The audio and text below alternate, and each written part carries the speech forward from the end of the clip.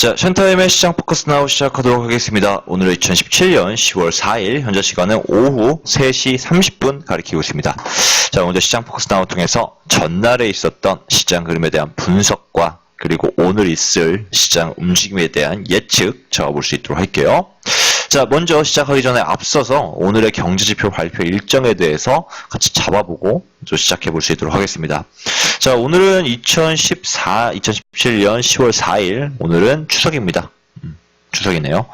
자, 모두 명절 잘 보내시길 바라고요. 명절 동안 맛있는 음식 많이 드시고 또 가족분들과 행복한 시간 보내고 돌아오시길 바랍니다. 자, 시작해보도록 하죠. 자, 오늘은 5시에 발표, 유럽의 경제지표가 있습니다. 5시 발표되는 소매 매출 그리고 서비스 PMI가 중요하게 5시에 서비스 PMI가 발표가 되죠. 네. 그리고 6시에 유로존의 소매 매출 경제지표가 발표 예정이다라고 보시면 될 것 같습니다. 자, 오늘 유럽 지표들이 좀 중요하게 봐야 되는 부분이 오늘 보시면은요, 새벽 2시 15분에 드라기 총재의 연설이 있습니다. 10월 5일, 그러니까 내일 새벽 2시죠. 새벽 2시 15분에 드라기 총재의 연설이 있기 때문에 한 차례 유럽의 경제지표가 또 강하게 또 시장을 흔들어줄 수도 있습니다. 그런 가능성이 있기 때문에 유럽의 경제지표 발표되는 시기에 한 차례 매매 주의하시면 될 것 같고요. 자, 조금 내려보시면 이제 미국의 경제지표로 넘어갔어요. 오늘 같은 경우에는 ADP 비농업 부분 고용자 변화 지수가 발표가 됩니다. 9시 15분에 발표가 되고요. 자, 저번에도 말씀드렸지만 미국의 경제지표 중에 가장 중요한 지표들은 두 가지가 있는데 바로 첫 번째로는 물가지수 관련 지표, 소비자 물가지수라든지 생산자 물가지수라든지 수출입 물가지수라든지 이런 물가지수가 상당히 시장에 큰 영향을 미칩니다. 그리고 다른 한 가지가 바로 고용 관련 경제지표입니다. 비농업 부분 고용자 변동지수라든지 혹은 신규 실업수당 청구 건수라든지 혹은 오늘 발표되는 ADP 비농업 부분 고용자 변동지수라든지 이런 지표들이 상당히 달러에 큰 영향을 미치죠. 달러에 큰 영향을 미침으로써 해외 선물에 큰 변화를 가져다 오고요. 자, 그럴 수밖에 없는 게 금리를 이 두 가지가 미국의 연방은행이 향후 경제 정책을 펼치는 데 있어서 가장 큰 영향을 주는 두 가지 지표이기 때문에 가장 중요하게 바라본다라고 보시면 될 것 같습니다. 자, 거시 경제적의 흐름에서 봤을 때 일일이 모든 섹터에 있는 모든 섹터의 경기 동향을 보는 것보다 이렇게 물가 지수와 그리고 실업률 그리고 고용 관련 지표 이 두 가지가 가장 중요해요. 사실상 거시경제적으로 본다고 한다면은 결국에는 가격이 모든 게 옳다. 가격은 사실상 모든 것을 경제의 모든 상황을 반영하는 것과 다름이 없거든요. 가격이 올라간다라는 것은 그만큼 경제가 활발하게 일어나고 있다는 것을 의미하고 고용 상황이 좋다라는 것은 또 그만큼 미국 내의 경제력이 활발하게 일어나고 있고 향후에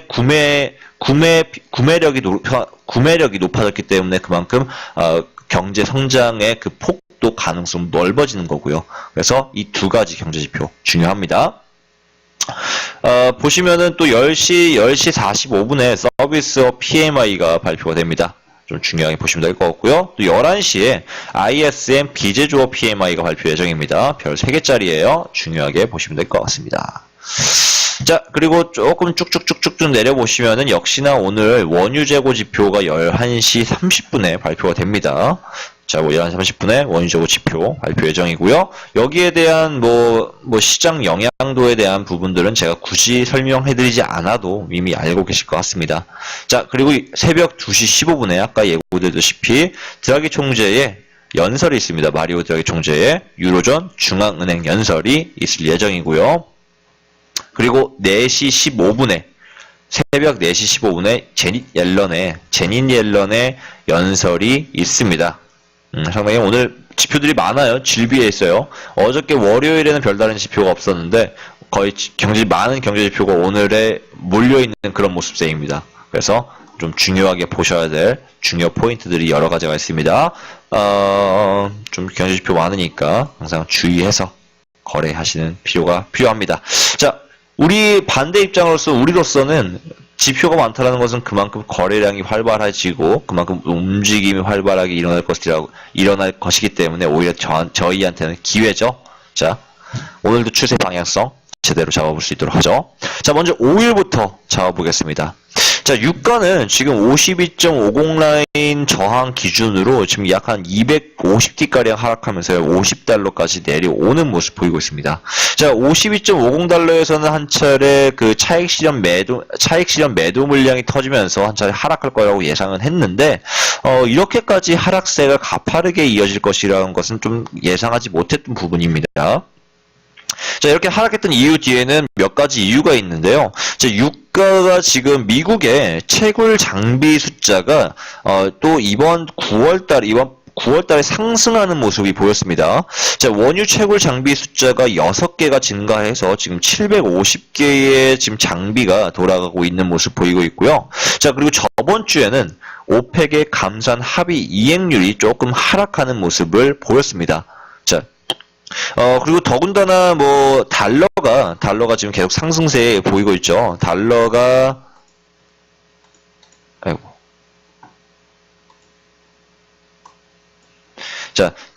지금 현재 소폭 상승함에 따라서 지금 유가의 상승세를 조금 막아주고 있는 모습입니다. 자, 이 유가와 그리고 달러의 상관관계에 대해서는 나중에 또 말씀드릴 예정인데요. 달러가 상승했을 때 그만큼 유가의 상승률은 조금 저조한 편입니다. 달러가 상승하면 환율이 올라가기 때문에 그만큼 남는 이윤 마진이 좀 줄어들게 돼요. 그런 좀 있습니다. 뭐 여러분들 다 아시겠죠? 뭐 우리는 통화가 고평가되어 있느냐 저평가되어 있느냐에 따라서 수출이 봤을 때 상당히 이익이 될 수도 있고 반대로 손해가 될 수도 있습니다. 자, 보시면은 중국이 최근 한 10년 과거 10년 동안 위안화의 가치를 저평가시키기 위해서 상당히 많은 달러를 매입했어요. 그래서 위안화의 가격을 계속 평가절하시켰죠. 왜? 중국은 워낙 인력 자본이 많아서 공장들도 많고 수출을 많이 하는 국가예요. 수입보다는 수출을 많이 하는 국가입니다. 그래서 자국민의 통화 가치가 낮으면 낮을수록 오히려 그 수출에서 국내에서 이윤 마진이 많기 때문에 이렇게 위안화를 꾸준히 평가절하시키려고 부단히도 노력을 했는데, 뭐 최근에 미국이 그것은 뭐 국제적인 경제 불법 행위다 해가지고 좀 이게 좀 불꽃 튀고 했었지만은 여러분 다 기억하실 거예요. 뭐 좀 말이 길어졌습니다만은. 어쨌든 달러가 상승하는 모습세 속에서 유가가 최근 꾸준하게 상승세를 더 이어가지 못했던 것은 사실입니다. 그래서 미국의 생산량이 소폭 상승했던 것과 그리고 오펙이 감산 합의 이행률이 조금 하락했다라는 점, 이 점들을 따져봤을 때 유가가 하락하고 있는 모습이다라고 보시면 될 것 같습니다. 자, 미국이 지금 채굴 장비 숫자를 늘리고 있다는 것은 상당히 좀 의미가 큰데요. 미국의 허리케인이 2차례 정도 저번 달에 있었던 거 다들 아실 겁니다. 허리케인 하비와 허리케인 어마가 미국 남부 지역을 강타를 하면서 미국의 주요 정제유 시설들이 좀 이게 잠시 중단되며 좀 생산량이 조금 가라앉아 있었던 모습 보였었는데요. 그 이후에 다시 생산량이 다시 가속화되고 있는 모습세를 보이고 있습니다. 자, 이게 왜 문제냐면은, 왜 그냥 허리케인에 의해서 조금 둔화되었던 공장들이 다시 살아나는 것 뿐인데 왜 이게 문제가 왜 되느냐라고 물어보신다면요, 이게 지금 국제적인 유가 공급 과잉으로 이어질 가능성도 높기 때문입니다.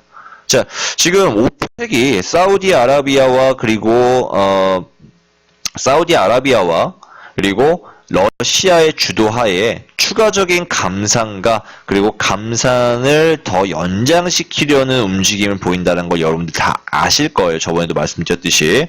자, 오펙은 이렇게 계속 추가적인 감산을 시도하고 있는데 미국은 오히려 생산량을 증가시키려고 하는 모습세를 보이고 있습니다. 자, 과거 지금 원유 재고 지표를 또 보시면은요, 원유 재고 지표 같은 경우에는 계속 꾸준히 이번 달에 저번 주에는 하락세를 보였습니다만은 과거 세 차례 동안 상승세를 보이면서 원유 생산량이 다시 반전 상승하는 것이냐라는 우려 심리를 가져오기도 했습니다. 자, 근데 지금 이렇게 채굴 장비수를 대놓고 노골적으로 늘린다라는 것은 이게 오펙의 심기를 건드릴 수가 있다라는 거예요. 과거 지금 유가 같은 경우에는 101달러에서부터 길게 봤을 때 90달러에서부터 38달러까지 하락했던 이유가 뭐였죠?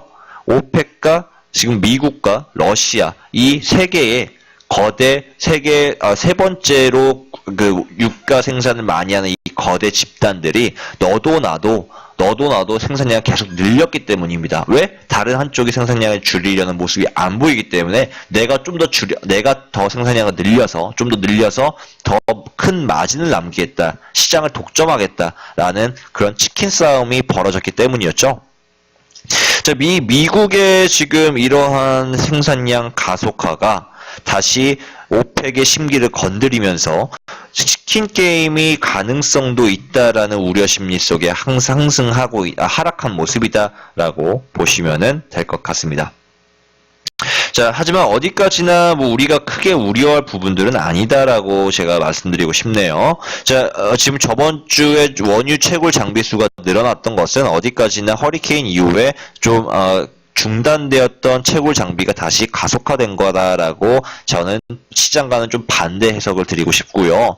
그리고 오펙이 이러한 미국의 생산량 증가에 지금 심기가 거슬려서 다시 생산량을 반전 상승시킨다? 그런 일도 역시나 없을 거라고 예고드리고 싶습니다. 이미 지금 상당 부분 이 사우디아라비아와 그 러시아의 주도하에 그 추가적인 감산 이행도는 더욱더 가속화될 것으로 보입니다. 또 미국 역시 유가가 상승한다라는데 굳이 반기를 들 필요가 없어요. 네, 유가가 상승하는 것에 순응해서 시장에 순응하는 거죠. 시장에 순응해서 다시 생산량을 줄일 가능성이 높습니다. 자, 어디까지나 지금 저번에도 말씀드렸다시피 어디까지나 지난 3주 동안 원유 재고가 늘어났던 탓은 계절적인 요인도 있을 것이고 그리고 한 차례 이제까지 꾸준히 하락했던 하락폭에서의 소폭 반등한 것이다. 한마디로 전체적인 큰 트렌드에서는 감산 트렌드로 봤을 때는 감산 추세는 꾸준히 이어지고 있다라고 보시면 될 것 같습니다. 좀 말이 길었네요. 자, 어쨌든 미국 유가 같은 경우에는요, 다시 상승 반전할 예정이고요. 자, 우리가 지금 51달러에서 반전 상승을 예상했지만 51달러를 뚫고 내려오는 모습 보이고 있습니다. 자, 달러 지금 보시면은 이렇게 됐을 때에는 파동의 중심 가격에서 매수를 진입하는 게 상당히 유리한데요. 그 과거의 저점과 그리고 저점이 46.50달러, 그리고 고점 52.50달러의 중심 가격은 49달러입니다. 자, 그래서 우리는 지금 49.50달러입니다. 자, 49.50달러에서 매수하시는 게 상당히 유리하다라고 보여지고요. 자, 유가는 조금 더 내려왔을 때 저점 매수하도록 하죠. 내려왔을 때 49.50에서 매수 대응하도록 하겠습니다. 자, 다음 금. 자, 금 같은 경우에는 어저께 반전 상승하면서 이제 1280 라인선까지 반전 상승하고 있는 모습 보이고 있습니다. 자, 어디까지나 달러가 소폭 하락하는 모습을 보이면서 상대적으로 금이 상승 반전했다라고 보시면 될 것 같고요. 자, 하지만 금은 현재 추가적인 하락은 1250 라인까지 이어질 예정이다라고 보시면 될 것, 1250 라인까지 이어진다라고 보시면 될 것 같습니다. 자, 이미 지금 미국 트럼프의 세제 개편안을 통해서 달러가 꾸준히 상승세를 보이고 있는 모습이고요. 그리고 오늘 새벽 4시 15분에 있을 제닛 옐런의 연설 이후에 또다시 이번 연도 12월 달에 있을 금리 인상에 대한 기대 심리가 한 차례 더 높아지면서 금의 하락세가 이어질 예정이다라고 보시면 될 것 같습니다. 자, 금은 상당히 지금 매도 포인트가 유리한 시점이고요. 1280 라인선 저번에 드렸던 가격대와 똑같이 1280 라인선에서 매도 진입 대응하시면 될 것 같습니다. 자, 다음 유로로 넘어가도록 하죠. 자, 유로. 자, 유로 역시 달러가 하락하는 모습 속에서 어저께 소폭 상승하고 있는 모습세를 보이고 있는데요. 자, 유로 같은 경우에는 지금 상당히 지금 유럽 증시가 상승 반전하고 있기 때문에 이러한 모습세를 보인다라고 보시면 될 것 같습니다. 자, 뭐 유럽 증시를 좀 보여드릴게요.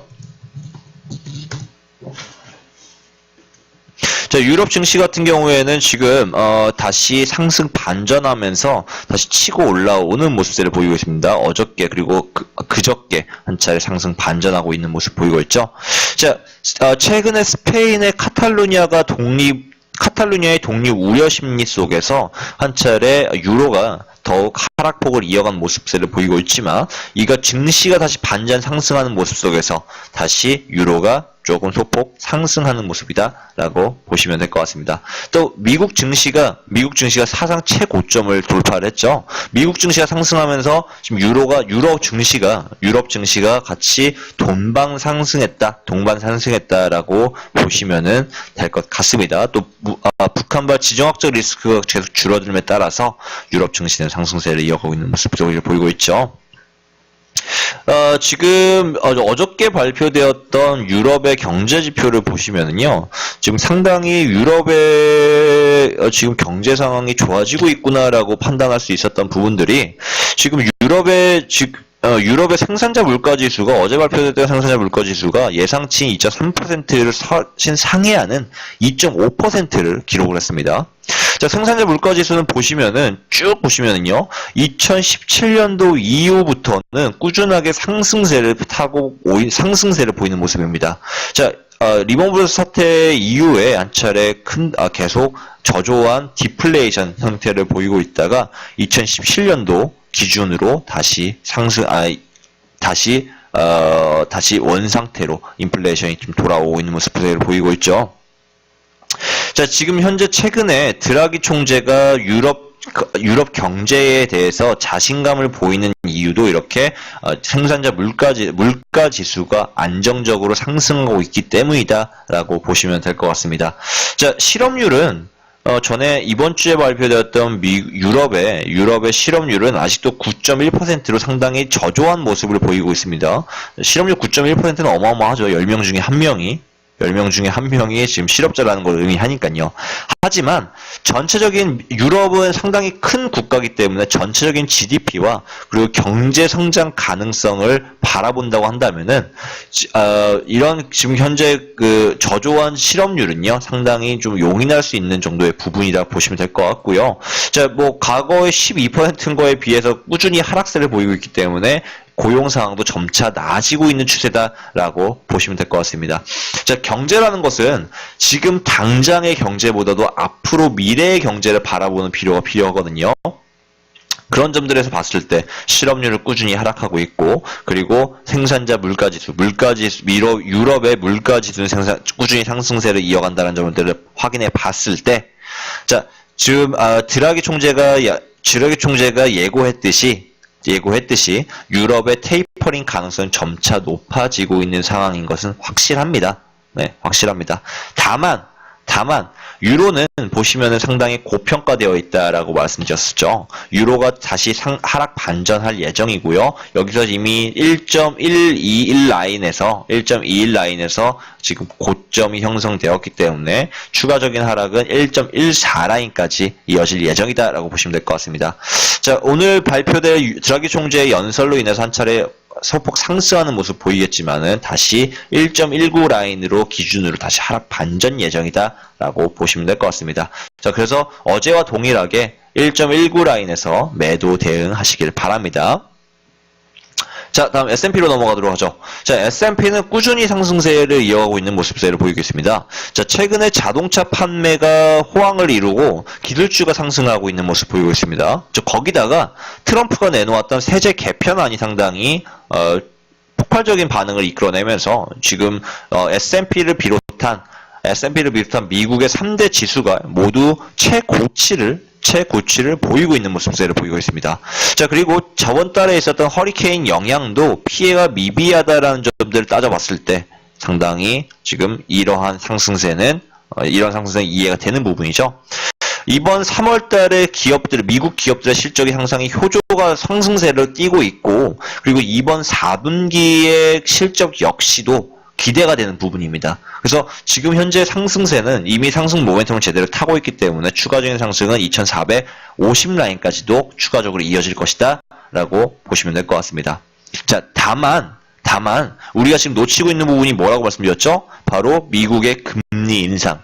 자, 미국이 금리를 인상할 경우에 현금 유동성이 줄어들게 되면서 당연히 S&P 위험자산도 축소된다라고 말씀드렸습니다.